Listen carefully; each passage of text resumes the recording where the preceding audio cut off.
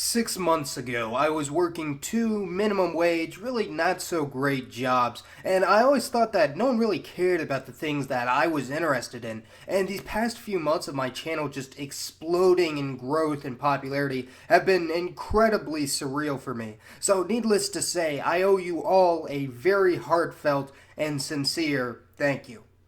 I've been able to quit those jobs and now do work that I actually love, and I owe it to everyone that's ever shared or really just viewed one of my videos or subscribed to me, as we recently hit 3/4 of 100,000 subscribers, and it doesn't look like we're going to stop anytime soon. Recently, many in my audience have been asking me to do an analysis of the one people group that literally all of you are a part of, and that is, quite literally, my subscribers. I completely understand why people would want a breakdown of this community because I think it is quite fascinating, so I whipped up a census that I thought would be rather thorough, and we had nearly 4,000 participants in about a week, which was over 10% higher than my target goal of 3,500, or about 5% of my subscriber count. So thank you all very much for participating. I know you won't regret it because I found out some pretty mind-blowing facts, not just about my audience, but just about people in general. I'll go through the questions briefly. The first questions were on ethnic identification, and obviously since there are literally thousands of ethnicities, I couldn't list them all, so instead I categorized them into certain macro ethnic groups. And for the first question, you could only choose one group, but I understand that in our society there are very few quote-unquote pure breeds, so I left options for Europeans of multiple ethnicities, such as the majority of white Americans and Canadians, and those of mixed race not mentioned elsewhere.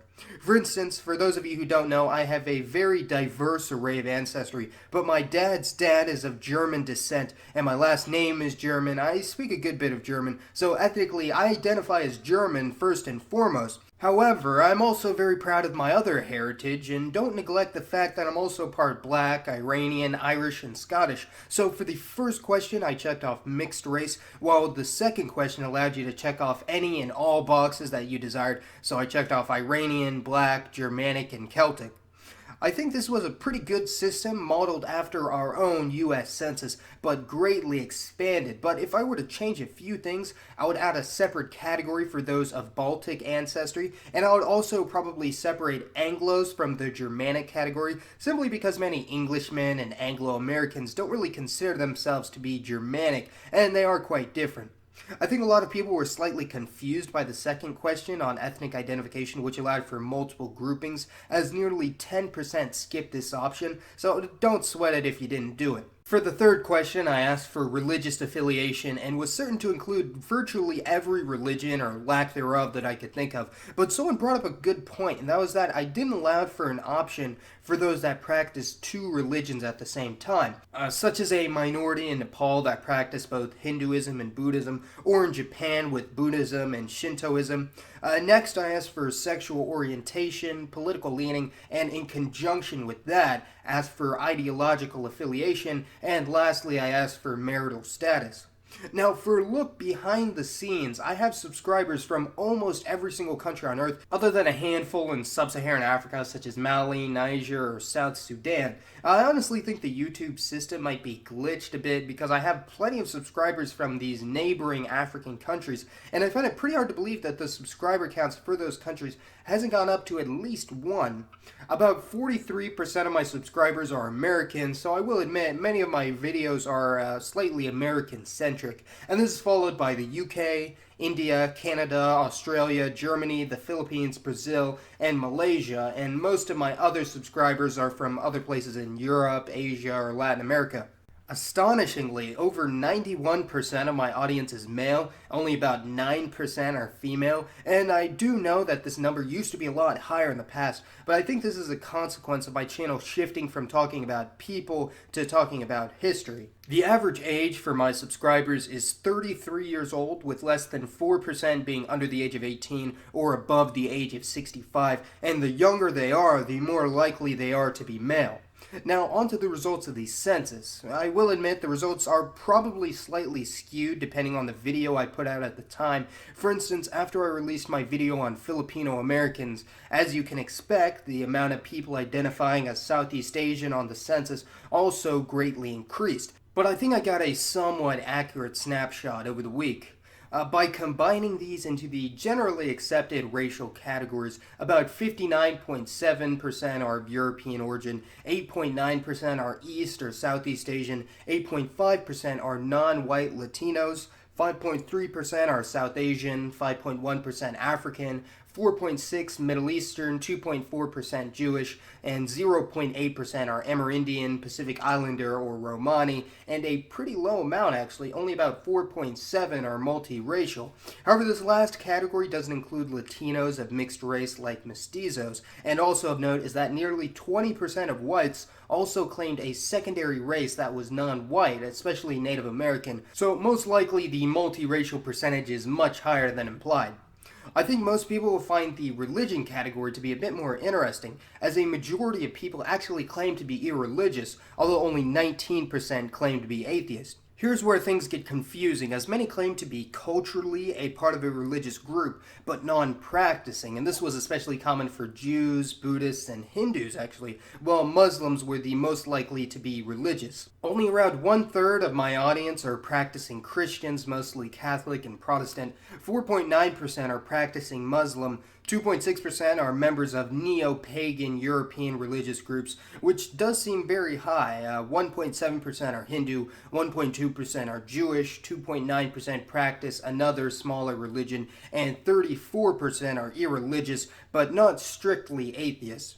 Many of you might remember, slightly before I came up with the census, I did a trial run on my channel asking for a quick religious identification, and a much higher percentage identified with a religious group. And I think this is due to me having limited options. And when I included other options, such as culturally Christian or agnostic, people chose those instead, putting a dent in those that are active practitioners of their religion. Another shocker is that only 82.5% of my audience identifies as strictly heterosexual, while 6.5% are strictly homosexual, 9.6% are bisexual, and 1.3% are strictly asexual. This means that those that are not strictly speaking straight are far overrepresented in my audience, as most estimates find only about 2% of the American public is homosexual and a similar percentage are bisexual, so about 15% of my audience is gay or bisexual, which is an incredibly high amount, even more than the famously gay-friendly city of San Francisco. So I don't know, give me your theories on why this is. And there were also plenty of Christian, Hindu, and Muslim gays as well. Also, another incredibly interesting revelation was on political leaning, as almost exactly 1/3 of my audience is left-leaning, 1/3 is right-leaning, and 1/3 is either centrist, independent, or not political. And no, I didn't plan for it to be this perfectly balanced. The most popular were those that identified as simply right and soft left, while the least popular were those on the far right and far left.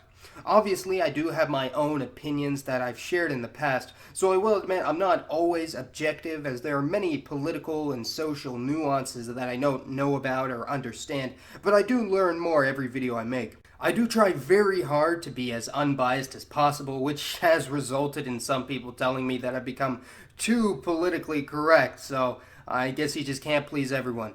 As for ideological affiliation, the most popular were liberal, followed closely by conservative, followed by libertarian, and then socialists, interestingly enough.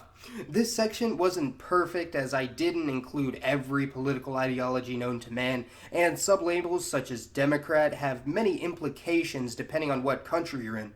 If you're wondering what percentage of my audience are literally Nazis, it's about 4.8%, but those National Socialists aren't exactly who you'd expect, more on that in a moment, and about 4.1% are communists. It's a sad day for the anarchists, as they are the least popular political group, and I put in the category of Jucheist as a sort of control to see who's taking it seriously, which if you don't know, Juche is the national political party of North Korea, and as you can expect, it was the least popular at only 0.6%. So although they could legitimately be North Korean sympathizers, this would give a margin of error of about 0.6%.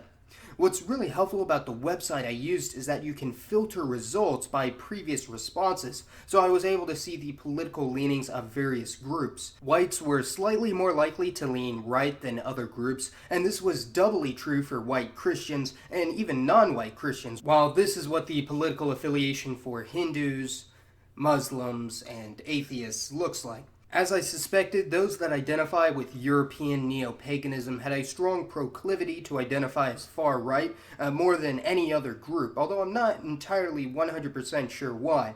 As can be expected, Middle Easterners are most likely to be Muslim, South Asians are mostly Hindu, although with very large minorities of Muslims and Christians. Non-white Latinos are the most likely to be Christian, especially Catholic, while whites were the least religious and most likely to be atheist. Now, a shocking amount, around 11% of Hindus and Muslims, were self-proclaimed National Socialists. However, upon further research, it appears that there is also a political party in India known as the National Socialists who have ties to communists, Marxists, and other members of the far left. So that might explain it. However, only a very small amount, about 2% of Hindus, claim to be far left. So it is possible that they're literal Nazis. I'd love if someone from India or Pakistan could explain in the comments. There was also exactly one Jew that claimed to be a National Socialist, which is quite perplexing to say the least. As for the alt-right, it looks like you've been infiltrated, as nearly 20% of those who claimed to support the alt-right were non-white. Although homosexuals were more likely to lean left than right, they heavily shunned the labels of far left or far right, as most members of the far left and right were heterosexual.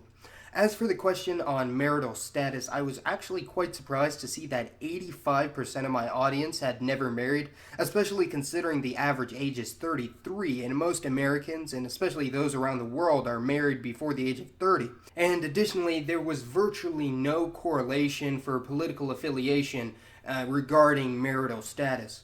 I could go on all day about what I've discovered about ethnic, religious, and sexual identification and their correlation with political affiliation and various ideological movements, but this video is getting quite long, and I'm sure you guys will have all sorts of interesting theories on why it turned out the way it did. So just know, even if you're a black conservative or a gay Muslim or even a Jewish Nazi on the Masaman channel, you're not alone.